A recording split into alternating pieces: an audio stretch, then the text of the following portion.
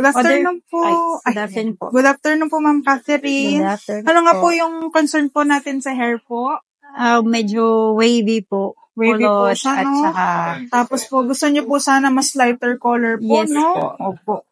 Tapos po, gusto niyo din po sana magpa-perm, no? Opo. Kailan po, yun nga po, sa napag-usapan po natin, since po kasi na-process na siya, hindi na po siya pwedeng i-perm. Ang pwede lang po kasing i-perm is yung virgin hair po, no? Opo. So, ngayon na po sa wavy naman po siya, since po kasi medyo may pagka-dry po siya, I suggest ma'am is yung anti-freeze treatment po siya ma'am, para at least mabawasan yung buhaghag po, no?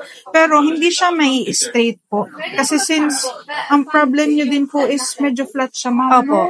So, tapos sa color po ma'am, kung ano lang po yung kaya po, no? Check na lang po. Sige po ma'am. Kamusta po ma'am Kat yung ating color po? Okay po. Okay na. Satisfied po. Satisfied naman po. Ito lang po kasi yung kinaya ng hair niyo po, for now. Mas gusto niyo po sana mas ashy po siya. Opo. Pero ito, ano naman po siya sa ano nyo? Sa skin tone. Opo.